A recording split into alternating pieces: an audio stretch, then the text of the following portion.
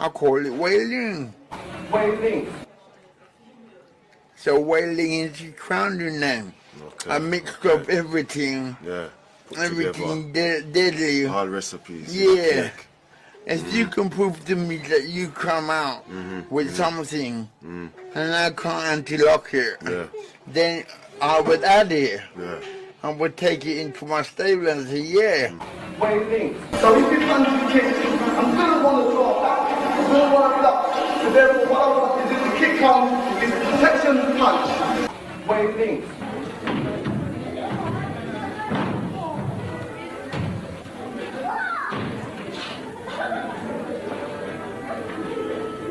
WayLing. From there, that shot that goes in, that is still close and easy to protect your hand from the body. Yes.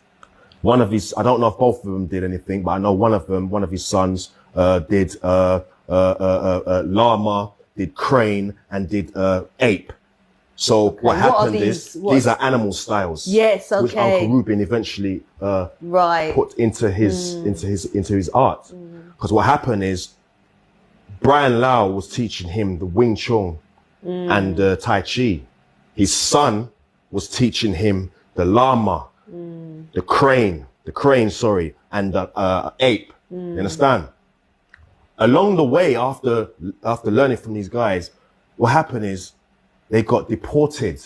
Right. So he was learning, but then the learning stopped. Right. Because there was no more Brian Lau. You understand? Yeah? Now, when Brian Lau got deported, because he didn't know he was getting deported. It was a shock to him when he realized he's gone. Right. So now he's in a position of where he's frustrated and he's angry and he's upset. All these emotions are running through him because he was so in love with martial arts. And now he's found somebody who can take him to a whole new level. Yeah. And now this person's gone. Yeah. So what do I do now? Brian now got sent back over to China. You understand what I'm saying? So at this point now, Uncle Ruben's on a thing like, okay, so what do I do now? I don't know the whole form of Wing Chun. I don't know the whole of Tai Chi. What am I supposed to do? Okay, what I'm going to do, I'm going to formulate my own thing. So what he did is he continued training what he was shown. Yes? Continue. And then it got to a point where, okay, how do I now take this further? So what he done is any art that he was aware of, he took parts from that, which he believed worked, and he used that. So, okay, what's effective and what's not? What's effective for me and what's not? So he took these things on. And the way in which he the way in which he built his art was he went out and started fights. Okay. Yeah, remember he was young, so he's still in the element of being, you know what I mean? Yeah. Bear in mind, as a teenager, he needed to grow his art. You understand? When he realized that his art was ready, because there was times that he would lose. And he was like, okay, I lost. So, okay, what was weak? What was strong? Okay, that was weak. Okay, do I build upon this or do I throw it away? Some things he threw away, some things he kept and built upon. So he went out starting fights. Some fights he had these people that challenged him because they realized he was a martial artist that was pretty good. He closed down schools. Yeah. Some art, when he started to teach his art, because don't forget, whilst he's doing his thing and he started implementing things and he's dropping things, because when he's getting into it and he realized, okay, that don't work, okay, that worked, okay, that needs refining, that needs fixing. You understand? When he realized, okay, now I'm ready, that's when he started to teach. Okay. One of the schools that he ended up closing, when I say closing down, I mean because a lot of the students left the class and went to him. Okay. And my father was in that class. I see. Because the teacher of that class, he was disrespecting my uncle, talking about Kung Fu is rubbish. Who is this guy? His art is rubbish, and challenged him. So he went down to the school, fought the teacher, beat him up. The students left him and went to my uncle, including my father. Okay. And so the story I'm hearing, very young age, meet somebody living nearby, somebody called Bruce. Brian, I beg your pardon. Starts being taught by Brian. Brian's then deported.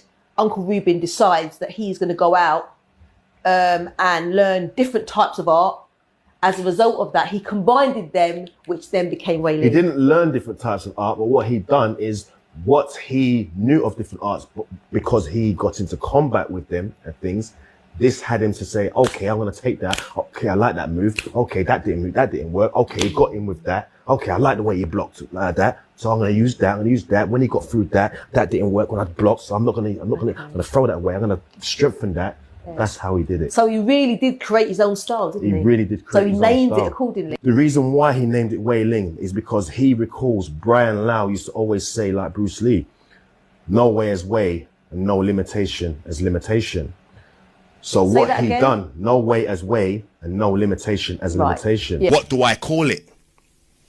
He remembered his teacher saying, no way as way, no limitation as limitation. You will also remember Bruce Lee saying the same thing.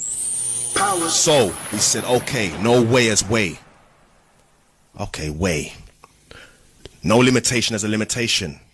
He thought limb. Nah, limb's like your limbs. And okay, I'll call it ling. So he called it WayLing.